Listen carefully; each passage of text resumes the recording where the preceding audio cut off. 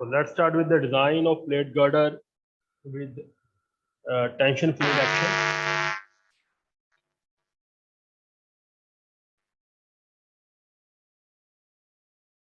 Let's start with the design of plate girder uh, with with the tension field action.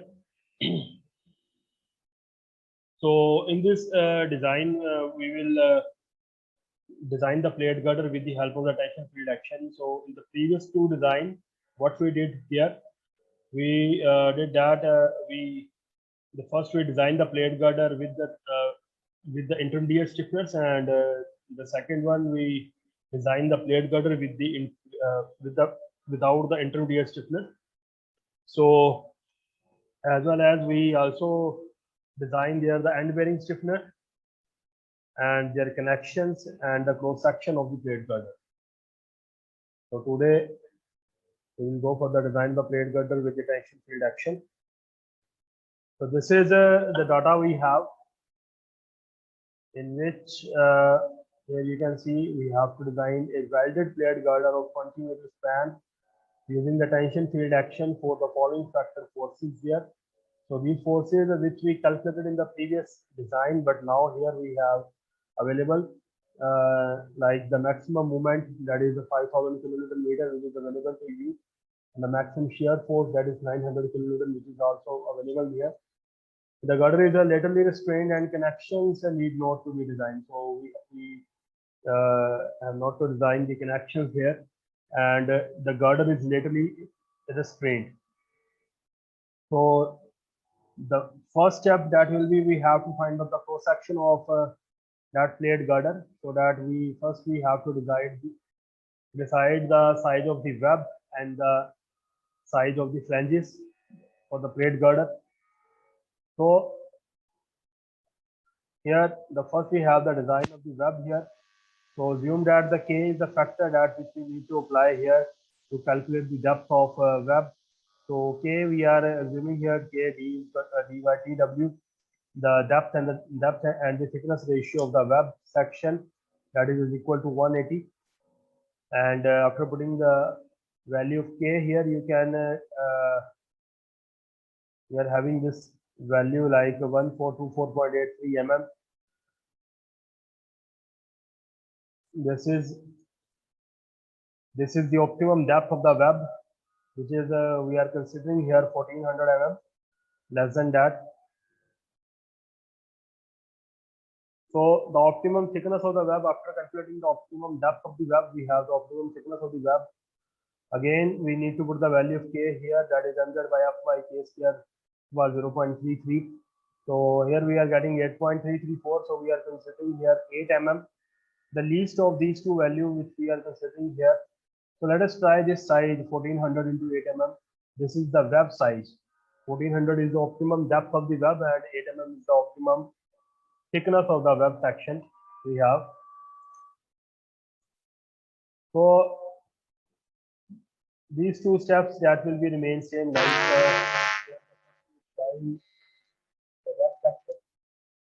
first we design the cross section of the web. Okay. Now we have to design the design of the flange here. So let us assume that the bending moment will be carried by the flange and shear by the web. So as earlier I told you in the previous design as well.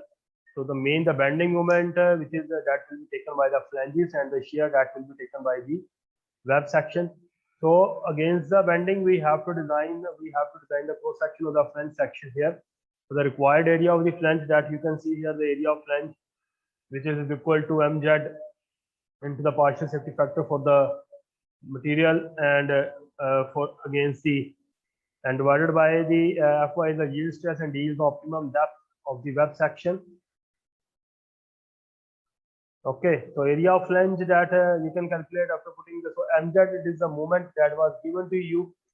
So Ym0 is the partial safety factor, 250 is the yield stress, 1400 is the optimum depth of the web. So here we are getting this area of flange, that is 15714.28 mm square. So this is just the area of the flange which we get here. So against that, we need to decide here the width of the flange required and the thickness of the flange will be there. So assuming the width of the flange equal to the 0.3 times the depth of the girder. So 0.3 times the depth of the girder, that is 1400, which we decided that, and 0.3 times against that here, this one is we are getting 420 mm, and we are considering this more than that in round 450. So now we have the area, now we have the width, and against that you can calculate here the thickness of the flange. So the total area divided by the by this width of the flange, and here you will get the thickness, that here we are getting 34.92, and we are considering here 35 mm in the round figure. So this is the size that we are getting here against the area of the flange, that is 450 is the width of the flange, and 35 is the thickness of the flange. Is that clear up to this step?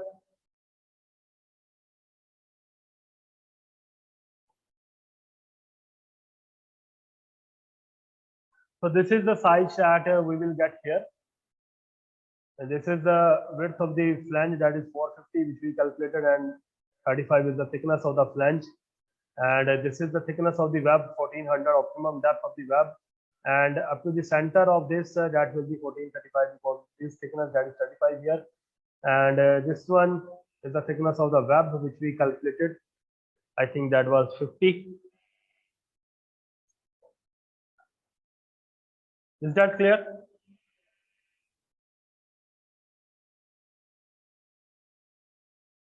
Then we have the classification of the flanges. So we all know that why we classify that, so that we need to clear this thing over section that will be lies in the plastic semi-compact or the compact conditions we have. So against that we need to classify this flanges. So for the flanges to be classifiable as the plastic, if the width by the thickness ratio dash will be less than or equal to 8.4 into E, and the outstand of the flange B, that will be equal to the total width of the flange minus the thickness of web divided by 2. So this is the outstand of the flange, 221. So B, that we are getting 221 here, and thickness of flange that is available, that is 35. So divided with that, here we are getting 6.31, which is less than this 8.4 E. So the flanges are plastic here. So against that, the value of the beta B, that will be equal to 1 if we have the plastic section. Is that clear up to this step?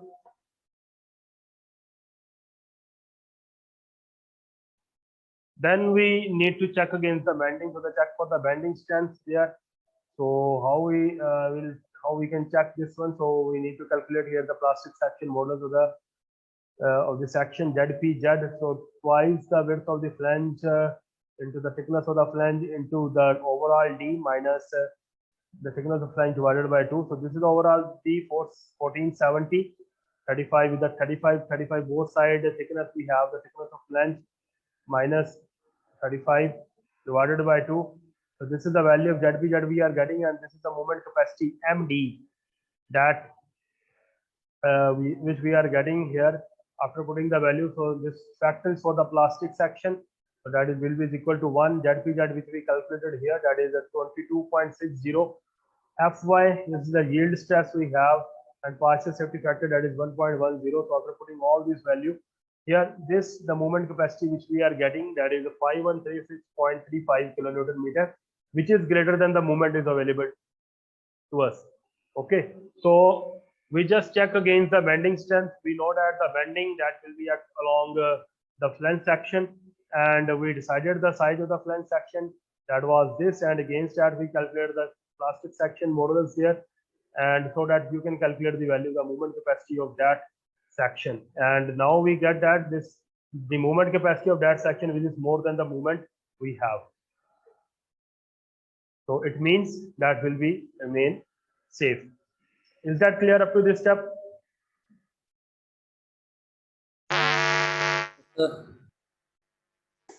Yes, sir. Now the next step here we have to check this here by using the tension finger. So after check against the structure, we check that the flange that is creating the bending or now we have discussed for the shear against the web section here. The shear force that can be carried by the web will be a tension field action.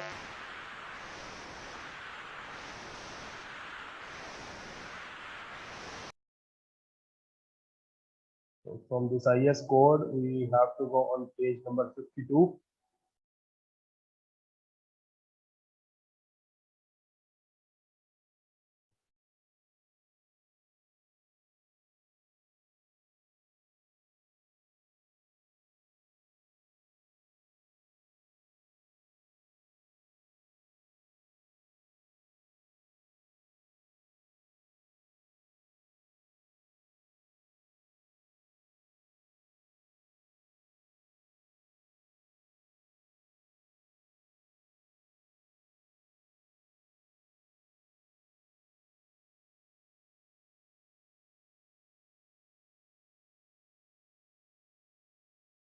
Yeah, so against the shear buckling design method, here we have the two different method here to design the shear buckling against the shear buckling strength. So first that was the simple post-critical method, but now we have to use here the tension field action method.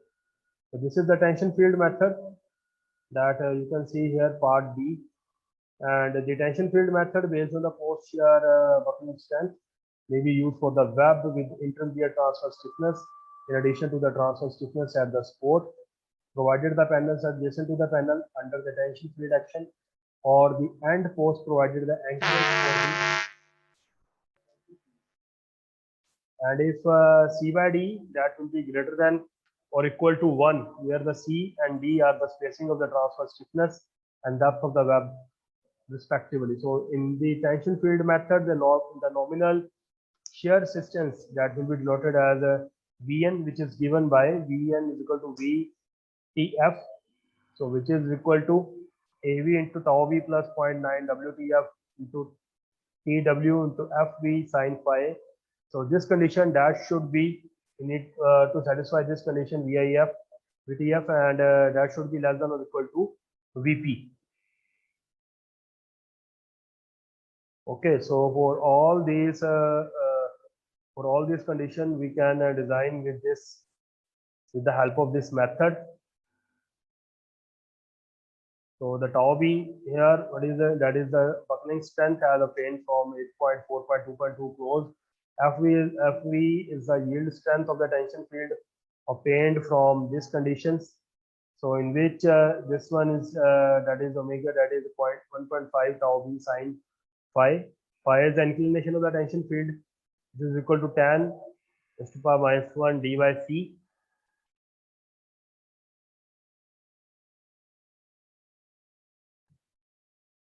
And WTF is the width of the tension field action. The width of the tension field action, which is equal to d cos phi plus c minus sc minus st sine phi. Fyw is the yield stress of the web. D is equal to the depth of the web. C is the spacing of the stiffness in the web. And tau Ey is the shear stress corresponding to the buckling of web. And SCSL, the anchorage length of the tension field along the compression and tension length respectively obtained from this, and that should be less than C. So all these conditions which we need to satisfy against the shear buckling design strength when we are designing with the tension field action method. And MFR is the reduced plastic movement capacity of the respective flange plate disregarding any edge stiffener. After accounting for the axial force, NF is in the flange due to the overall bending and any external axial force in the cross section, and is calculated as FR 0.25 beta F tau F raised to power 2 F by F 1 minus. So we need to so this one is the reduced plastic movement capacity of the respective flange plate, NF, which is divided by again we have BF into TF, that is the area we have. Then this one is the yield stress of the flange section F by F and divided by the partial safety factor. So against the reduced plastic moment capacity of the flange plate, we need to calculate this equation. So let's start with the design.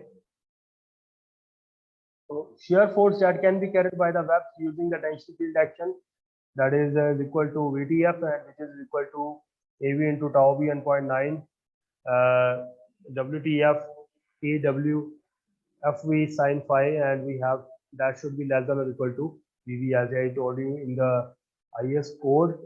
And the yield strength of that yield strength of the tension field action FV. How to calculate that? That is F by W, the yield strength of the weld, and minus 3 tau B square plus omega square 0.5 and minus omega. So inclination of the tension field action, that is tan raised to power minus B by C.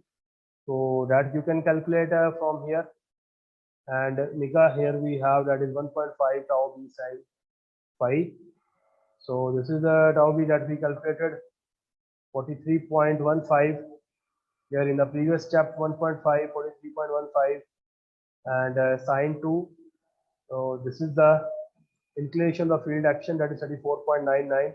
So after putting all this value, the value of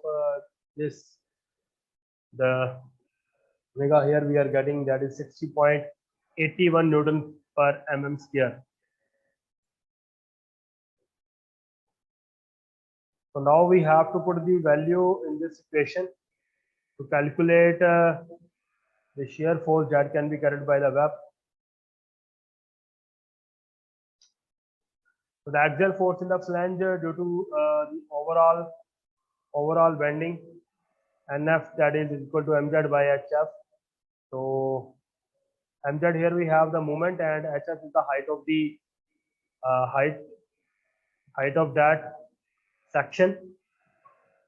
So that is 1435. That is basically the center to center of the both the flange.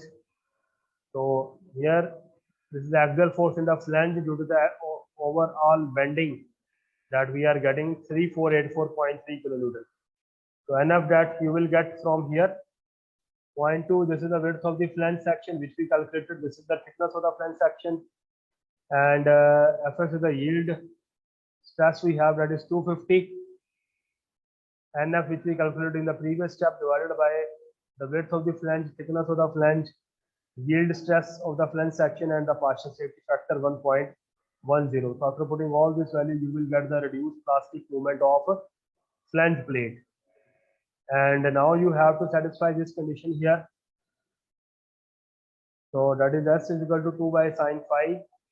MFR, the value which we calculated here, that we need to put here phi, that we calculated in the previous step, 34.99. And F by W is that is the yield strength of the weld into the thickness of the weld.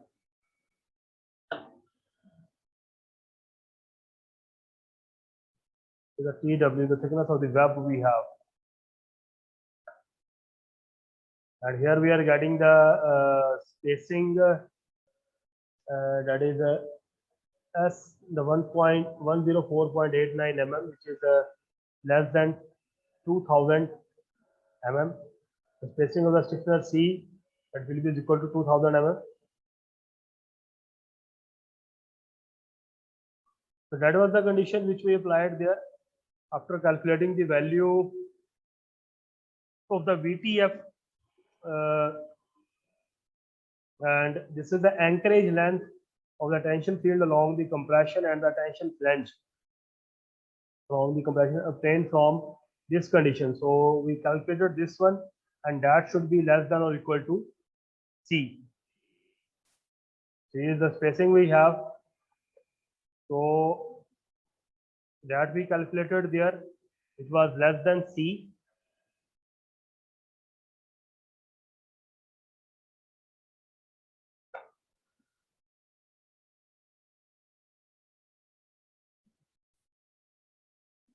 This one, the value of C we have, that is the 2000 mm, as we have the span of 20 meter. We divided into the 10 panels, and each we have the 2 meters there. So spacing of the stiffener in between, that is the 2000 mm. So we satisfy this one dash, which is less than this.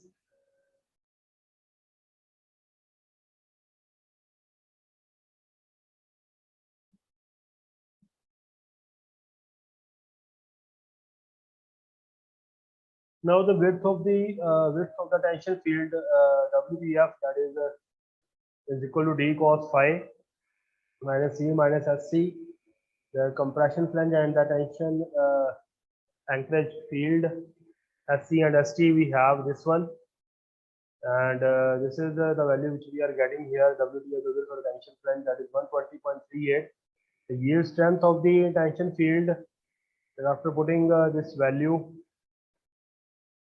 we are getting here the yield strength of the tension field Fy 185.38 Newton per mm square, and YTF, that is here we are getting this one is the